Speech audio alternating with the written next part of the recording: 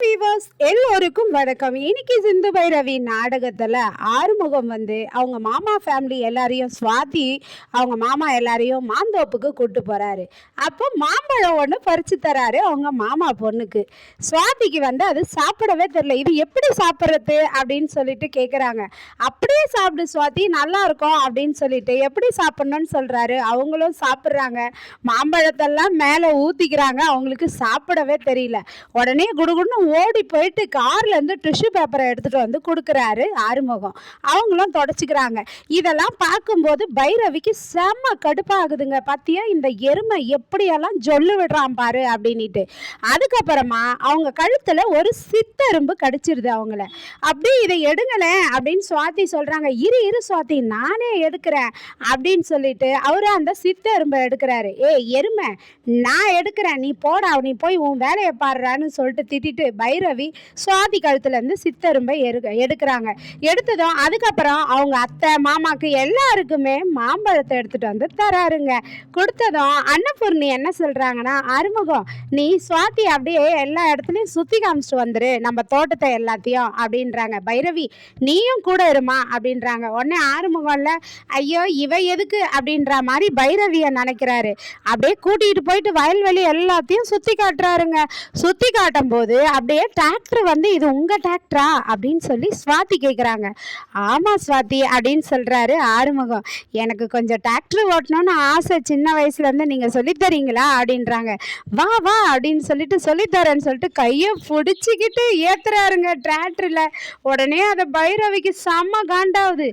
எருமா மாடு, இந்த ஏரில் மாட்டுக்கு பதிலாக உன்னை தாண்டா கட்டி ஏர் ஓட்ட விடணும் அப்படின்னு சொல்லிட்டு பைரவி நினச்சி பார்க்குறாங்க ஆறுமுகத்தை. ஏர் வலிக்கிற மாதிரி மாடு போல அவங்க நினச்சி பார்க்குறாங்க. அதுக்கப்புறம் சுவாதிக்கு நல்லா டிராக்டர் ஓட்ட சொல்லி கொடுக்குறாரு. அப்புறம் அவங்களும் கற்றுக்குறாங்க. பைரவி கிட்ட சொல்கிறாரு ஆறுமுகம், பைரவி நீயும் தான் இருக்கிற, எதாச்சும் கற்றுக்கிறியா? சுவாதி பாரு கொஞ்ச நேரத்துலேயே டிராக்டர் ஓட்ட கற்றுக்கிட்டா பாரு, நீயும் எதனா கற்றுக்கொடுன்னு சொல்கிறியா? நீ எங்க அப்படின்றாரு. பைரவிக்கு கோபமாக வரத்தை நோட் பண்ணுறாரு ஆறுமுகம். நோட் பண்ணிவிட்டு, ஓஹோ நான் சுவாதி கூட பழகிறது உனக்கு கோபம் வருதா? நீயும் என்கிட்ட பேச மாட்டேன், தொட விட மாட்டேன், ஆனால் அடுத்தவங்ககிட்ட பேசும்போது எப்படி எரியுதுடி உனக்கு?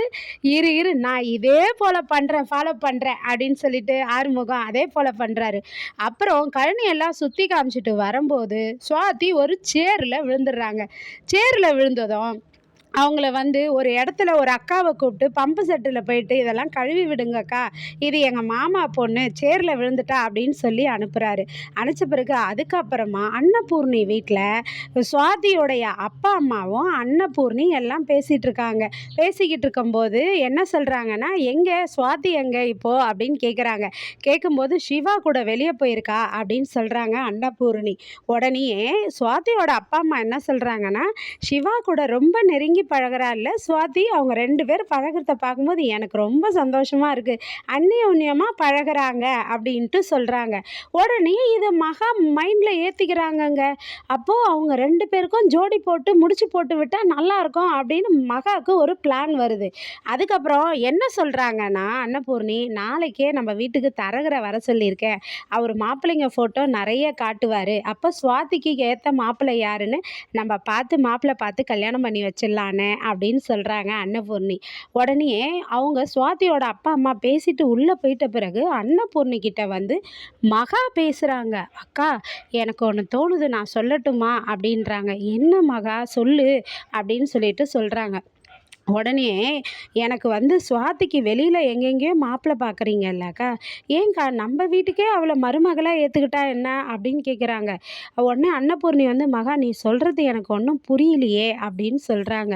இல்லைக்கா, இது மாதிரி பாருங்க, நம்மளும் நம்ம பையன் சிவாவுக்கு பொண்ணு தேடுறோம், இந்த சிந்துவையும் நீங்கள் மருமகளாக ஏற்றுக்க மாட்டேன்றீங்க, அதனால் நம்ம சுவாதியை கல்யாணம் பண்ணிட்டா என்ன, நல்லா இருக்குமே அப்படின்றாங்க. உடனே அன்னபூர்ணி சொல்கிறாங்க, சொல்கிறாங்க, எனக்கும் சுவாதிக்கும் சிவாக்கும் கல்யாணம் பண்ணி வைக்க விருப்பம்தான், ஆனால் சிவா இதுக்கு ஒத்துக்கணுமே அப்படின்றாங்க. நாளைக்கு வந்து சிவா கிட்ட இதை பற்றி பேசுவாங்களா, இல்லை சிவா வந்து ஒத்துக்கிறாரான்ற விஷயம் தெரியலங்க. ஆனால் அவர் வந்து வெளியூர் போகிறேன்ட்டு போகிறாரு. வெளியூர் போகும்போது ஹைதராபாத் போகிறேன்னும் போது சுவாதியும் நானும் வரேன்றாங்க. இதை சிந்து பார்க்குறாங்க. இந்த குடும்பத்துக்குள்ள சிந்துக்கும் சிவாக்கும் உண்மையா சீரியஸாக சண்டை வருமானு நாளைக்கு கதையை தொடர்ந்து பார்ப்போம். நன்றி, பாய்.